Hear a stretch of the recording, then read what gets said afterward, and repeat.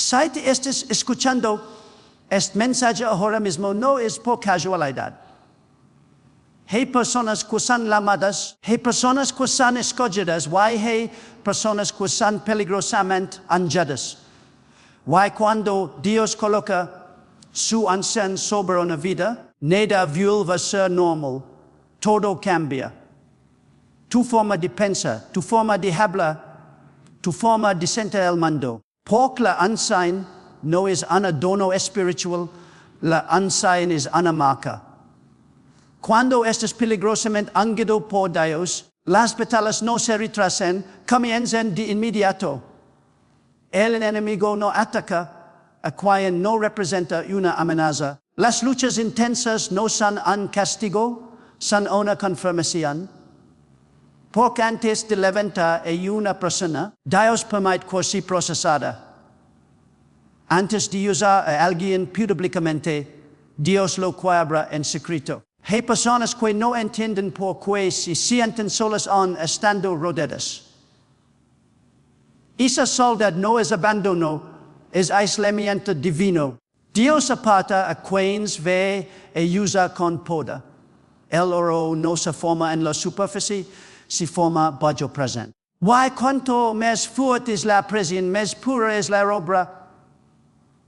Cuando estás peligrosamente ungido, tu corazón ya no tolera la doble vida, el pecado pisa más. Lo que antes parecía normal ahora te incomoda. Ya no puedes vivir igual que todos, porque no eres como todos. La unción te vuelve sensible a la voz de Dios, firme contra la voz del error. Muchos se confunden cuando personas cercanas se eligen sin explicación. Pero Dios sabe que a cierto nivel espiritual no todos pueden acompañar. No todos soportan las cargas. No todos entienden la asignación que llevas. A veces Dios separa para proteger. La oración deja de ser un acto religioso se convierte en una necesidad vital. Ya no oras por costumbre. Oras porque si no oras te debilitas. Porque la unción necesita intimidad para mantenerse viva. El poder sin comunión se convierte en orgullo, pero el poder con humildad se convierte en autoridad. Antes de que la liga el reconocimiento, liga la guerra. Antes de que liga la gloria, liga el fuego. Pero es fuego el que te refina, el que te prepara, el que te enseña a depender solo de Dios. La unción peligrosa no se presume, se rescata, no se grita, se honra, no se exhibe, se protege con obediencia. Si hoy estás en medio de una lucha que no entiendes, si te sientes atacado sin razón aparente, si tu espíritu está inquieto, quiero que entiendas algo. No estás siendo atacado por debilidad. Estás siendo atacado por peligro espiritual. Porque cuando Dios unge una vida, el infierno lo reconoce antes que el mundo. Pero no temas. La unción que trae la guerra también garantiza la victoria. La unción que trae el gramas también trae autoridad. La unción que te separa hoy te posiciona mañana. Porque cuando Dios te unge, no te llama el fracaso, te llama el propósito. Hoy es tiempo de entender quién es, de proteger lo que lavas, de caminar con humildad bajo el piso glorioso de la unción. Porque si estás peligrosamente ungido, también estás divinamente respaldado. Cuando la unción de Dios se posa sobre una vida, el mando espiritual lo percibe antes que el mando natural. Y el enemigo no necesita anuncios para reconocer una amenaza. La presencia de Dios sobre alguien es suficiente para activar la oposición. Por eso, cuando la unción es genuina, la resistencia no se desespera. No porque hayas hecho algo mal, sino porque estés avanzando en la dirección correcta. Hay personas que no entienden por qué justo cuando deciden acercarse a Dios, comienzan los conflictos, las traiciones, los ataques inesperados, las puertas que se cierran o las batallas internas que antes no existían. Pero esto no es coincidencia. La ansiedad despierta reacciones. La luz siempre incomoda a las tinieblas. Cuando alguien empieza a brillar con propósito, inevitablemente trae oposición. El enemigo no desperdicia energía luchando contra quien no representa un peligro. No cambia quien no tiene destino. No se levanta contra quien no porta autoridad. Pero cuando una amenaza espiritual aparece, cuando alguien comienza a crecer, discernir, a caminar con convicción, entonces la presión se intensifica, no para detener por completo, sino para intentar desgastar, para hacer duda, para sembrar cansancio. La oposición no siempre la liga con violencia visible. A veces la liga en forma de confusión, de desánimo, de distracciones, de relaciones que drenan, de pensamientos que atacan la identidad, de oportunidades que piercen bienes pirota al de tu asignación. Si no hay discernimiento, muchos confunden la estrategia del enemigo con simples circunstancias de la vida. Pero cuando la unción se está activando, nada es casualidad. Sin embargo, cada ataque también revela una verdad profunda. El infierno solo se levanta confuso cuando sabe que hay una amenaza real.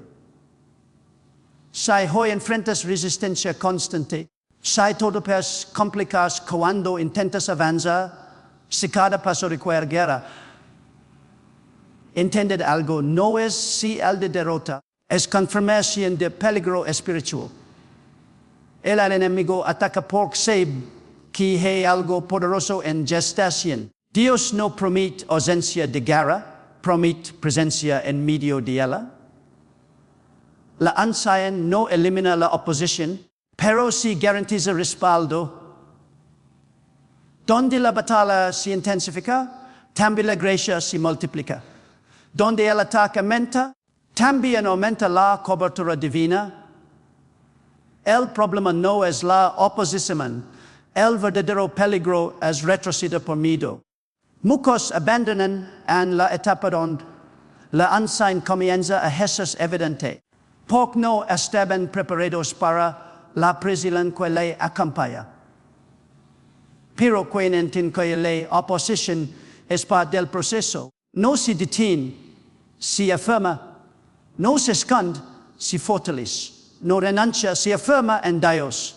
Si hoy sientes que estás rodeado de lucha, no te preguntes solamente qué estás enfrentando.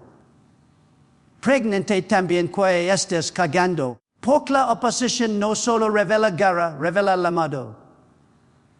Quien ha sido ungido no debe temer a la batalla, porque la unción que lo se ela para el ataque, también lo sé ella para la victoria. Hay un momento en el camino espiritual en el cual, aunque estés rodeado de personas, te sientes solo.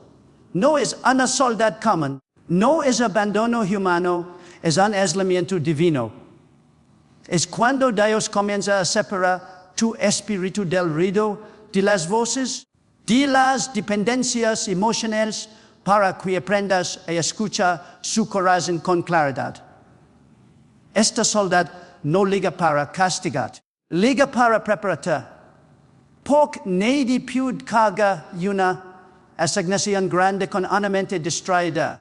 Muchos se angustian cuando sienten que ya no encajan como antes, cuando las conversaciones ya no les leen, cuando las multitudes ya no les satisfacen. Pero esto no es pie redida, es transición. Dios no puede formar a alguien en profundidad mientras es alguien va destruido por la superficialidad.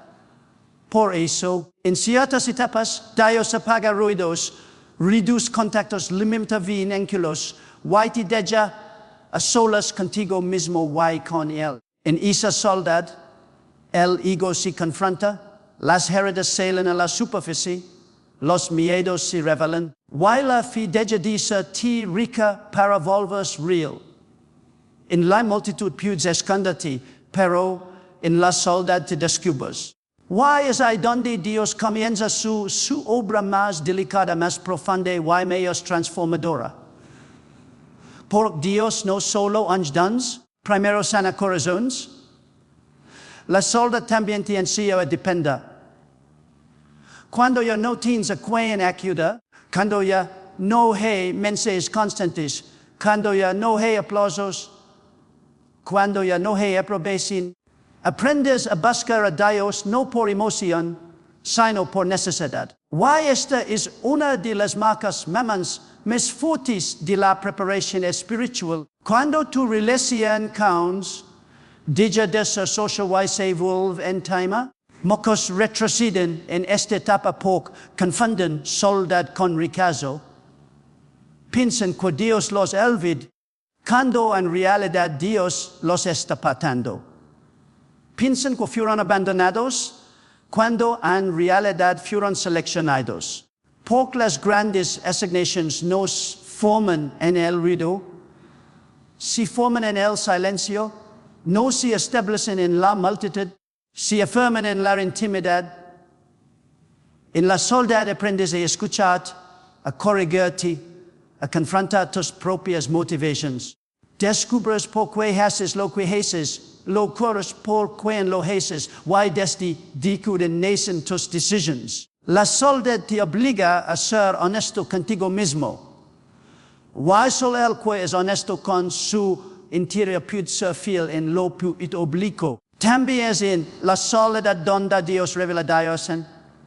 Cuando todos callan, su voz se vuelve más clara.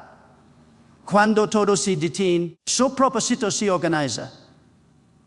Cuando las distracciones se apagan, la visión se enciende. La soledad se convierte en el todo donde Dios dice lo que luego muestra el mundo. Si hoy te sientes aislado, incomprendido, desconectado de lo que antes te llenaba, no te desesperes. Tal vez no estés perdiendo personas, estás ganando. Cuando la ansiedad es real, tu espíritu comienza a reaccionar de manera diferente ante el pecado. Lo que antes no te perturbaba, ahora te pisa. Lo que antes tolerabas, ahora te duele. No porque te hayas vuelto perfecto, sino porque tu conciencia ha despertado. La aldea no solo otorga poder, también aumenta la sensibilidad. Y esa sensibilidad espiritual es una de las sí más claras de que Dios está tratando contigo de manera profunda. Ya no puedes practicar lo incorrecto sin sentir un vacío inmediato. Ya no puedes fingar paz cuando tu interior está inquieto. Ya no puedes justificar actitudes que defendidas. Algo en tu interior se rebela contra aquello que se opone a la voluntad de Dios. No es culpa, es convicción. No es condenación, es corrección. Porque Dios no corrige a quien no ama, y no confronta a quien no va a usar. Esta sensibilidad te lleva a una lucha interna constante. El deseo de agradar a Dios empieza a superar el deseo de agradar al mundo. Y esa transición dual. Porque implica renuncia a hábitos, a relations, actitudes y aversions de ti mismo ya no corresponden con la nueva etapa que Dios está formando. La ansia no solo cambia lo que haces, cambia lo que deseas. Muchos desesperan porque sienten que no son como antes, pero tampoco son totalmente lo que anhelan ser. Se sienten en un punto intermedio, donde ya no disfrutan del pecado, pero luchan con la carne. Y esa incomodidad es parte del proceso. Porque Dios no transforma de golpe lo que ha sido formado por nos, pero si comienza a desmontarlo con paciencia, Con verdad y con gracia. La sensibilidad al pecado también te protege. Te hace retroceder antes de caer. Te hace discernir antes de equivocar. Te hace callar antes de reaccionar. Te hace orar antes de decidir. Y aunque a veces resulta incómodo vivir con esta conciencia despierta, es esa misma conciencia la que evita que destruyas tu destino por un momento de debilidad. No todos entienden este proceso. Algunos creen que te volviste exagerado, radical diferente, pero en realidad te volviste consciente. Y una vida consciente no puede vivir de manera inconsciente. Ya no puede actuar sin medir consecuencias espirituales. Ya no puede tomar decisiones solo desde el impulso. Porque ahora sabes que todo tiene piso, todo deja marca, todo construye o destruye.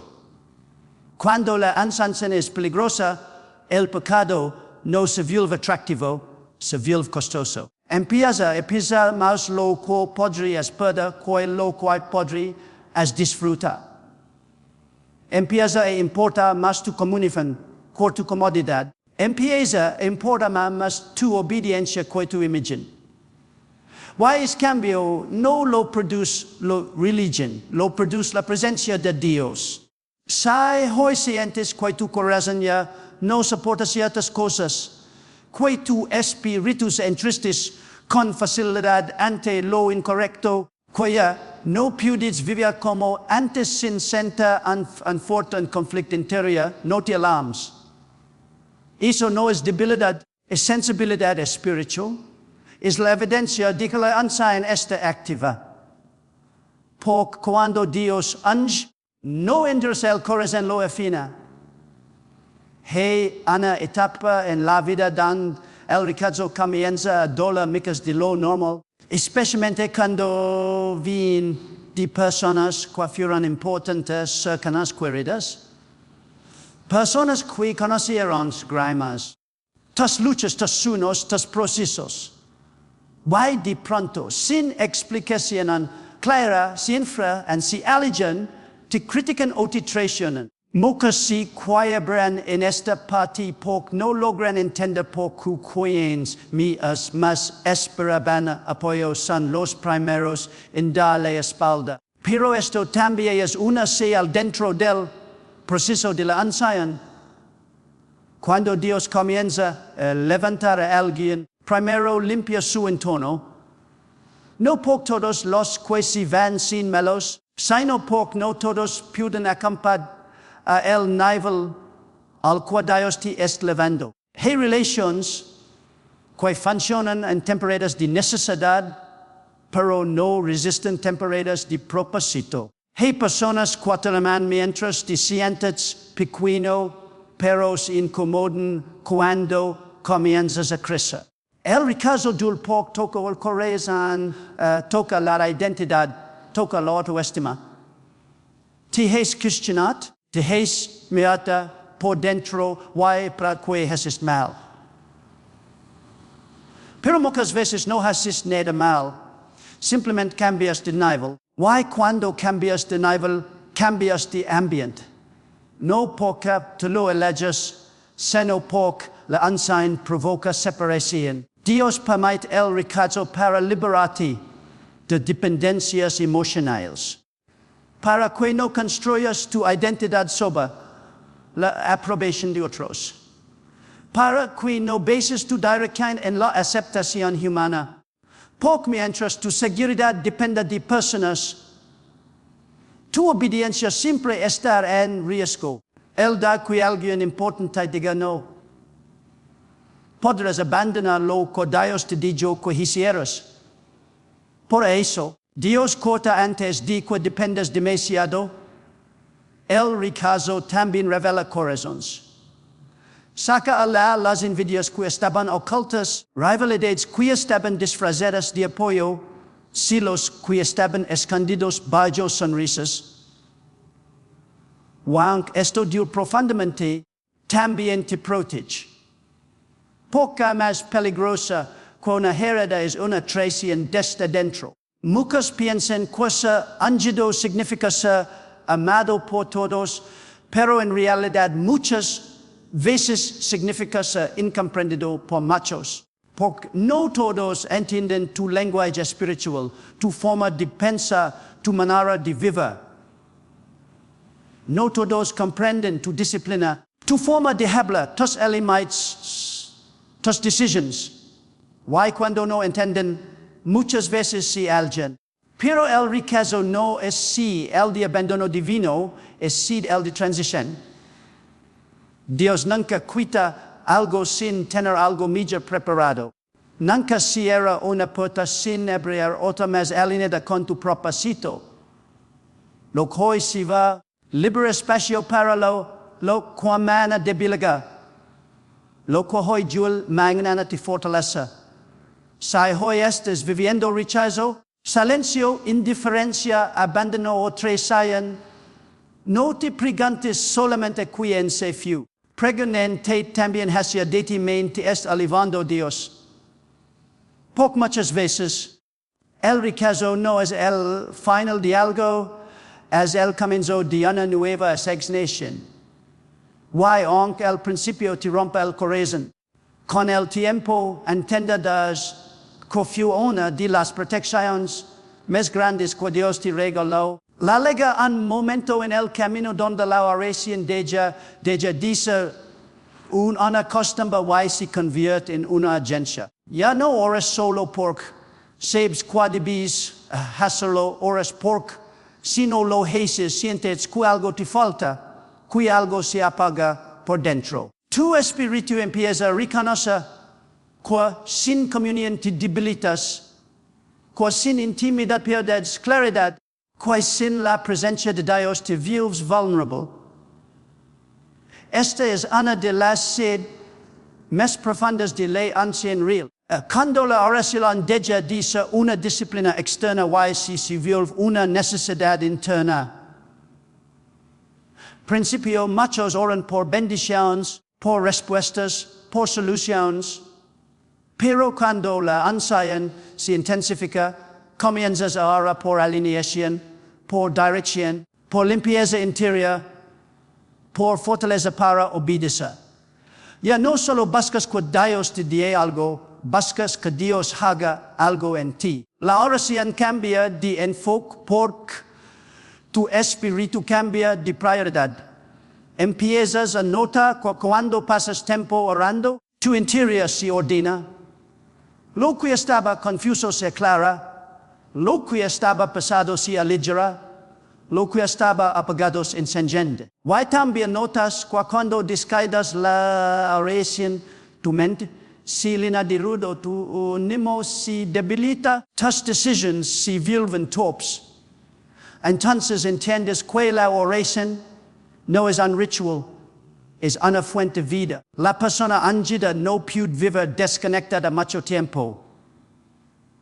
Puede intentarlo, puede distraerse, puede postergar, pero tarde o temprano su espíritu clama por volver a la fuente.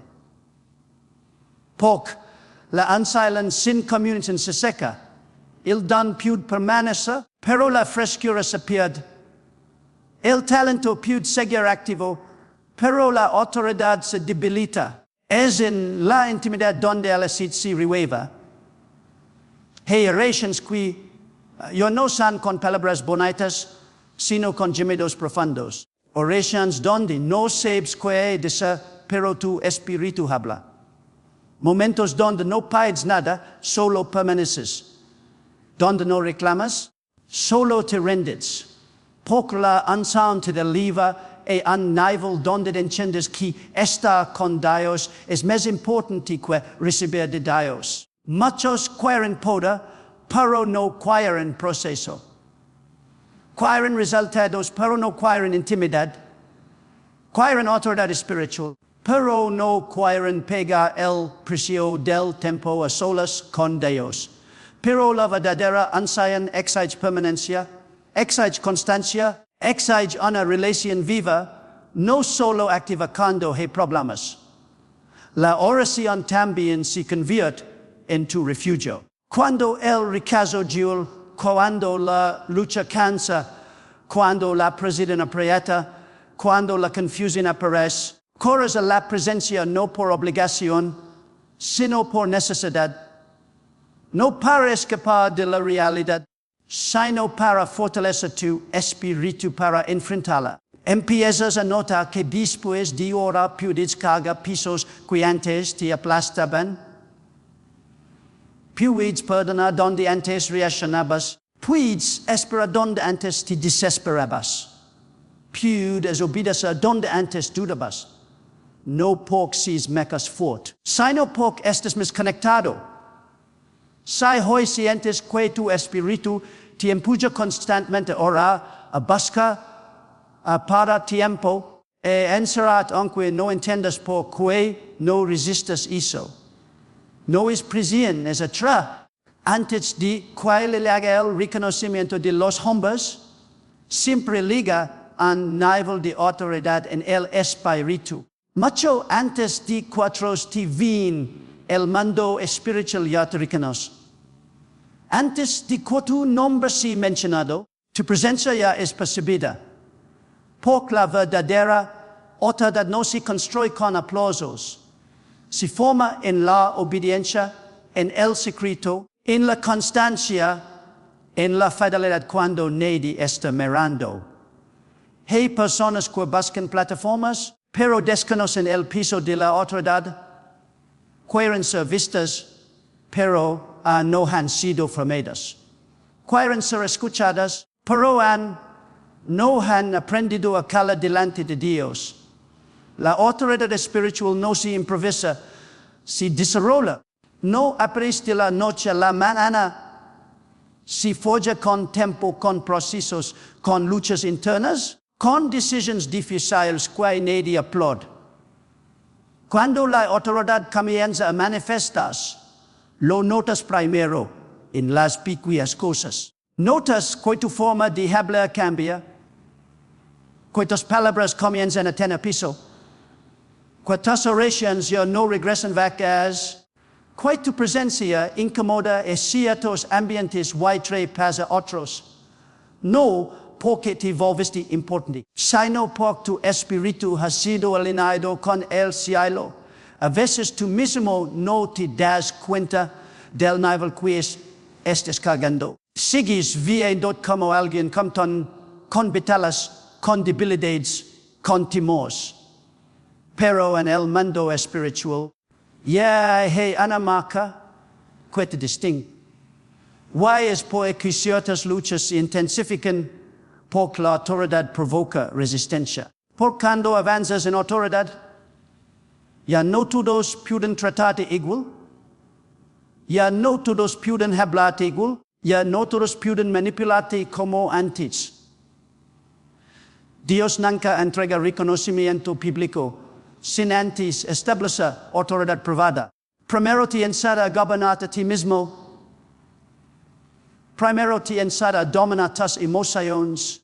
Primero te enseña a calar cuando podrías hablar, a esperar cuando podrías acelerar, a obedecer cuando podrías jugar. Porque si no puedes gobernar tu interior, no podrás sostener influencia exterior. Muchos fracasan cuando el reconocimiento llega antes que la formación. Porque reciben aplausos sin tener raíces profundas. Reciben exposición sin tener carcota firme. Reciben oportunidades sin tener estabilidad interior. La falta de fundamento convierte la promoción en una carga que termina destruyendo.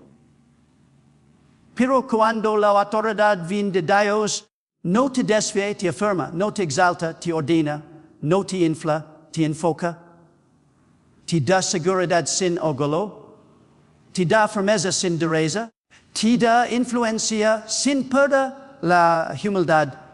Porque sabes que no lagas ahí por talento, por contactos o por suerte, sino por gracia.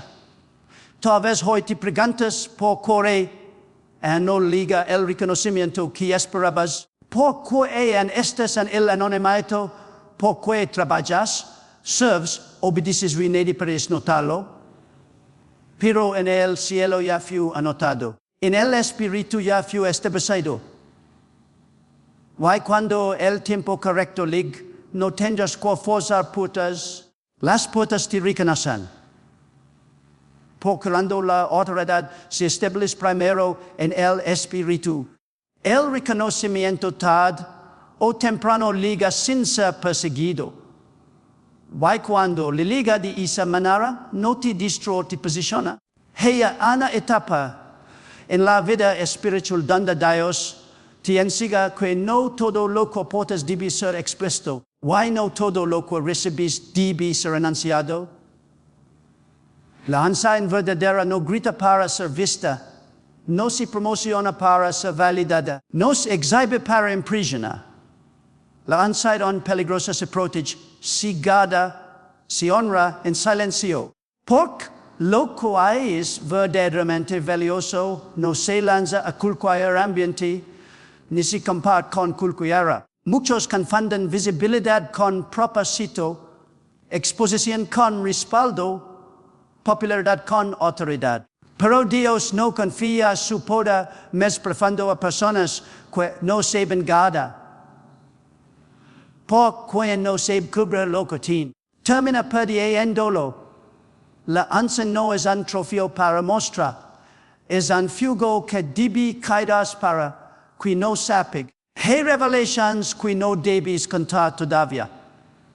Hay cargas que no todos entienden. Hay batallas que no todos soportan y escuchan. Wow, Dios, en su sabiduría, te enseña a callar cuando otros hablan, y te enseña a guardar cuando otros exhiben, y te enseña a proteger cuando otros se celebran. Porque no todos celebran lo que aportas, algunos lo envidian, otros lo temen, why otros intentan apagarlo. La persona verdaderamente ungida no necesita anunciar su nivel, su fruto habla. No necesita defender su llamado, Dios lo respalda. No necesita forzar puertas, las puertas se abren calando llega el tiempo correcto. La enseñanza protegida madura, la enseñanza exhibida prematuramente se debilita. Por eso Dios trabaja tanto con el cata antes de soltar la manifestación pública. También aprendes que no toda batalla debe ser publicada. Hay luchas que se ganan en el aposento. Hay lágrimas que se secan en la presencia. Hay restauraciones que ocurren en secreto. Why cuando Dios termina su obra en lo privado, entonces Él mismo se encarga de mostrar en lo público sin que tú tengas que empujar. Proteger la enseñanza también implica cuidar tus ambientes, tus conversaciones, tus relaciones, tus pensamientos. No todo ambiente alimenta lo que llevas. No toda relación protege tu fuego. No toda voz edifica tu fe. Why cuando empiezas a discernir esto, te vuelves selectivo, no por gogolo, sino por responsabilidad espiritual.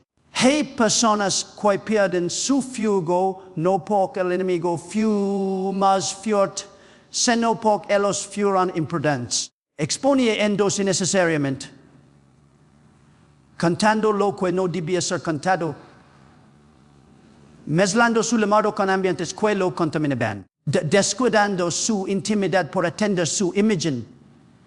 La enseñanza no se pierde un día para otro, se debilita poco a poco por descuido. Pero cuando aprendes a protegerla, tu vida cambia, tu enfoque se afina, tu disciplina se fortalece, tu comunión se profundiza, aprendes a discernir sin culpa. Aprendes a retarte sin explicaciones.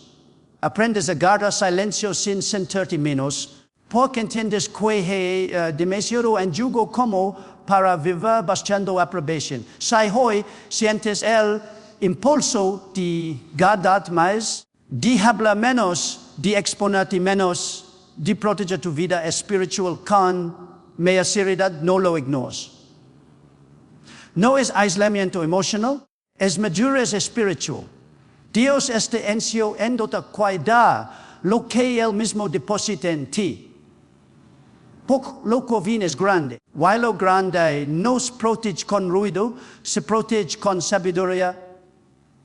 Queridos hermanos y hermanas, si hoy has escuchado estas palabras, entiende algo, no estás solo en este proceso.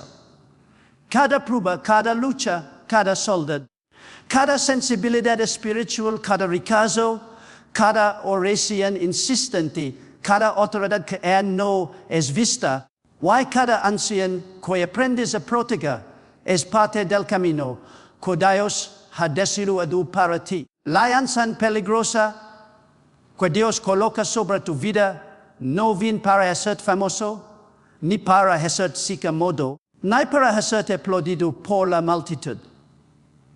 Viene para transformar, para elevar, para prepararte para el propósito que solo te puedes cumplir. Cada si ol que hoy sientes, cada piso que hoy cargas, cada batalla que hoy enfrentas son marcas de que algo grande está siendo formado dentro de ti. No temas la presión. No hayas de la soledad, no te desanimes por el recazo, ni descuides la oración. Cada desafío es una escalada hacia la plenitud de tu llamado, la autoridad, la sensibilidad, la fuerza, la paciencia y la sabiduría que hoy personas ocultas se manifestan en su momento perfecto. Porque la unción verdadera no depende de los ojos humanos, sino de la fidelidad de Dios y de tu obediencia en lo secreto. Camina con fe, protege lo que Dios te ha dado, guarda tu corazón y tu espíritu. Persevera en la oración, en la intimidad con Él. Porque todo aquello que Dios Él mismo responde y es fructifica. ¿Recuerdas Ves Estas Señales en tu vida? No es casualidad, es el principio de algo poderoso. Cada uno de nosotros aprenda a reconocer la unción, a respetarla, a protegerla, a caminar en obediencia, sabiendo que lo que Dios ha comenzado en nosotros, Él lo perfecciona. Aunque el mundo no lo ve, aunque el enemigo se levante, aunque las pruebas le lleguen, la gloria que Dios ha preparado sea evidente y duradera.